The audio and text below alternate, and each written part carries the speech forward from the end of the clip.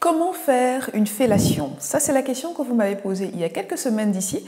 Alors, dans la vidéo du jour, je réponds à vos questions.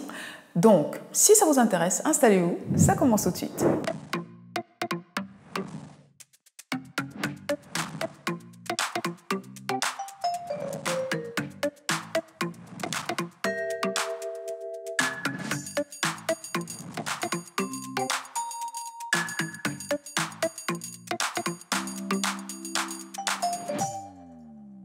Bonjour à toutes et à tous, comment allez-vous? J'espère que vous allez bien. Pour ceux et celles qui découvrent la chaîne via cette vidéo, je suis Dr Paul Moko et sur le Mac Santé, nous parlons de santé, de bien-être et d'épanouissement sexuel et intime. Alors, si ce sont des thématiques qui vous intéressent, je vous invite à vous abonner, à activer la cloche de notification pour être prévenu à chaque fois que je poste une nouvelle vidéo, à nous rejoindre sur nos réseaux sociaux, le Mac Santé sur Facebook et sur Instagram pour davantage de contenu et à télécharger votre cadeau de bienvenue, le e-book gratuit Les 10 commandements d'une sexualité épanouie. Je vous mets le lien en barre d'informations. Maintenant, nous pouvons rentrer dans le vif du sujet. Alors, après la vidéo sur le cunnilingus, vous avez été nombreuses à me demander comment faire une fellation dans les règles de l'art.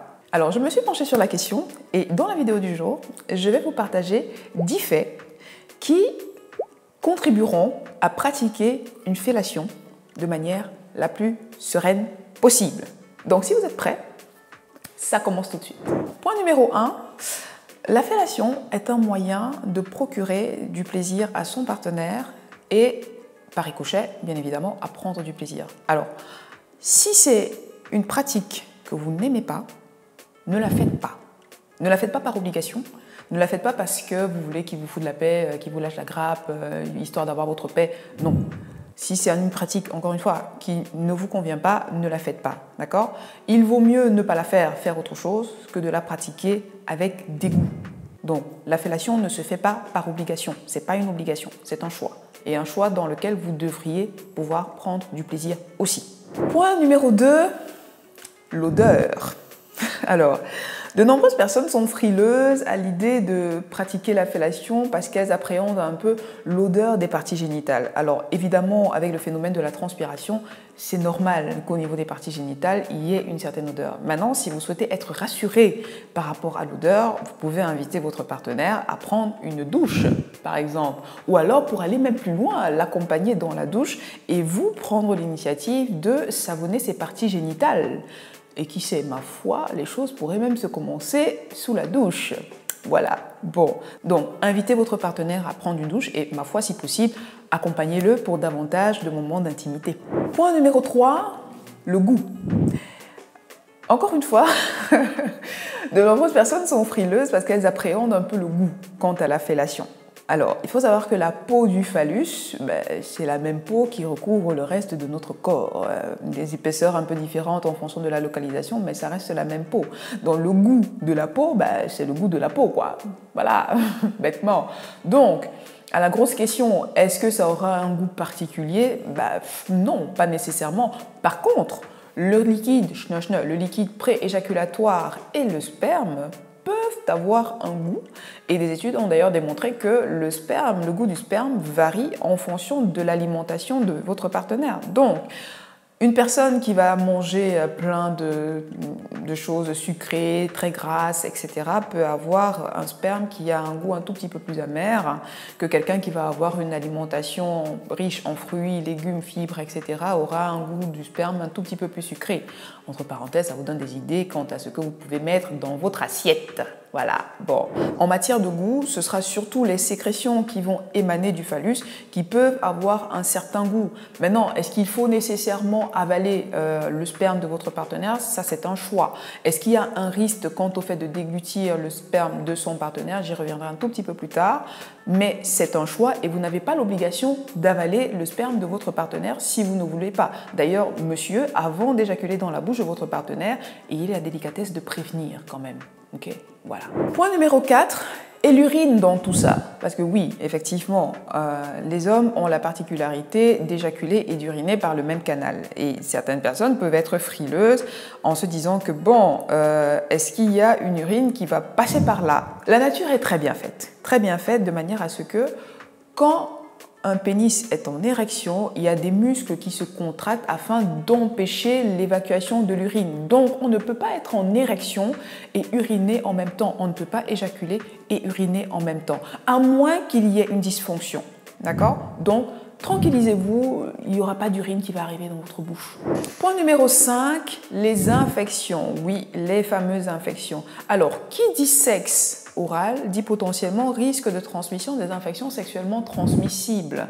Quand je parle d'infections sexuellement transmissibles, je parle de gonocoque, de chlamydia, d'herpès, de papillomavirus, de syphilis, de HIV, d'hépatite. Donc, faites attention parce que ça reste un canal de transmission des infections sexuellement transmissibles. Donc, tant que vous n'êtes pas au fait de la sérologie de votre partenaire et de votre sérologie aussi par la même occasion, la protection est de mise, le dépistage est de rigueur. J'avais déjà parlé dans la vidéo sur le cunilingus, je vous remettrai le lien juste là si vous ne l'avez pas regardé, de la digue dentaire qui est une sorte de préservatif pour le sexe oral. Donc, vous pouvez vous procurer ça aussi pour pouvoir pratiquer votre sexe oral ou utiliser un préservatif classique. Pourquoi j'insiste et comment est-ce que ça se transmet? Je vais approfondir un tout petit peu là-dessus.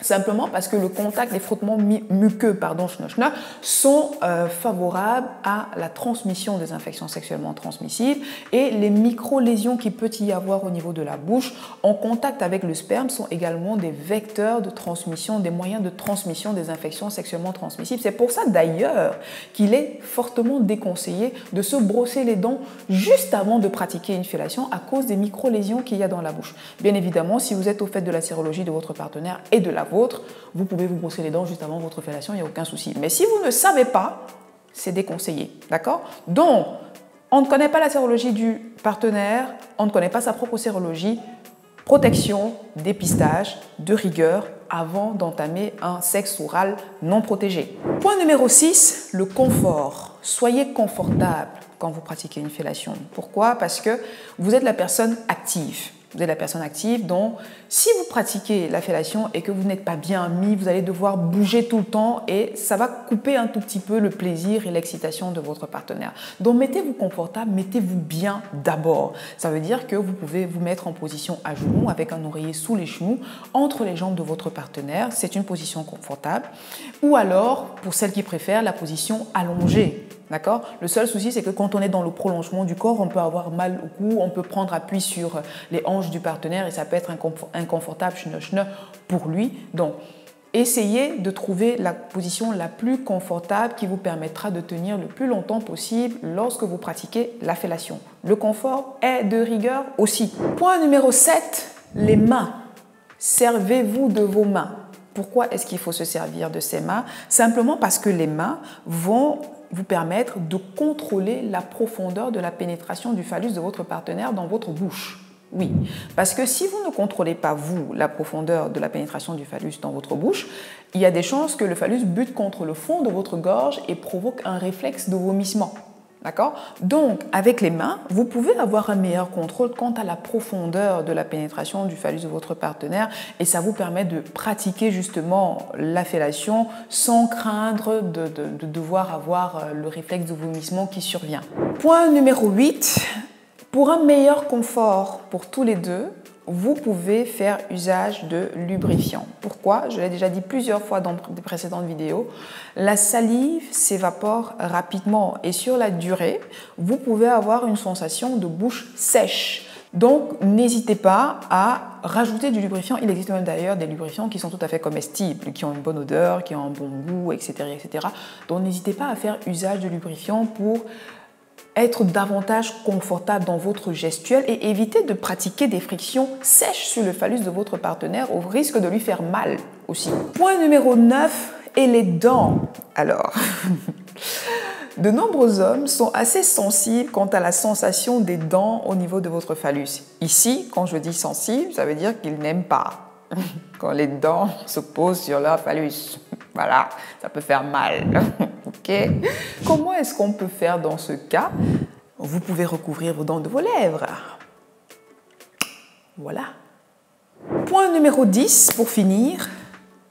Pour pratiquer une bonne fellation, une fellation sécure, une fellation agréable, une fellation dans les règles de l'art, ça demande de la pratique. Alors, exercez-vous. Testez. Demandez à votre partenaire quelles sont les parties de ces parties génitales les plus sensibles, parce que ce n'est pas que le phallus sur toute sa longueur. Je l'avais déjà dit précédemment, quand on a la verge en elle-même, en fonction de si on se situe sur le gland, sur le frein, au niveau du corps, au niveau des bourses, et même au niveau des bourses, en fonction de la région, ce n'est pas tout à fait la même sensibilité. Au niveau du périnée aussi, c'est une zone sensible également. Donc, sur tout le corps génital, on va dire, de votre partenaire, demandez-lui quelles sont les zones les plus sensibles. Exercez-vous, pratiquez, même en dehors, pourquoi pas, en dehors de l'acte sexuel, vous pouvez vous exercer si c'est quelque chose qui vous intéresse sur, je sais pas moi, un concombre. Il paraît que oui, on peut s'exercer sur des concombres, hein. Ouais, on peut faire ça aussi. Exercez-vous, pratiquez, testez, servez-vous de votre langue, de vos lèvres, variez les sensations, variez les pressions. L'avantage avec la bouche, contrairement au vagin, c'est qu'avec la bouche, on peut effectivement varier les sensations. D'accord? Donc, amusez-vous et prenez votre pied. Et en bonus, pour terminer, je vous suggérerais de lui laisser un visuel afin qu'il puisse vous voir, prendre du plaisir, à lui donner du plaisir. Voilà, c'est la fin de la vidéo. Dites-moi en commentaire si vous avez d'autres astuces afin de pratiquer une bonne fellation dans les règles de l'art, une fellation agréable. Je suis curieuse d'avoir vos avis. Mettez-moi tout ça en commentaire, je les lirai. Même si je ne réponds pas tout de suite, je prends le temps de les lire par la suite. Donc, merci de vos commentaires. Pour ceux et celles qui souhaitent aller plus loin dans leur problématique d'ordre sexologique et qui désirent une consultation, un accompagnement avec moi, je vous mettrai le lien pour réserver vos consultations en barre d'informations. Pour le reste, je vous invite à liker, à partager la vidéo si cela vous a plu en public ou en privé, je comprendrai, hein, voilà, c'est toujours des sujets tabous, mais ma foi, voilà. Donc, partagez la vidéo si elle vous a plu, si ça peut aider, édifier d'autres personnes. Abonnez-vous si ce n'est pas encore fait, ma foi, je radote, mais j'insiste à activer la cloche de notification parce que sinon, YouTube ne vous prévient pas, ok? Donc, activez la cloche de notification. Et quant à moi, je vous dis à très vite dans une prochaine vidéo. D'ici là, prenez grand soin de vous et de votre santé intime et sexuelle et de votre partenaire, évidemment, et à très bientôt. Salut!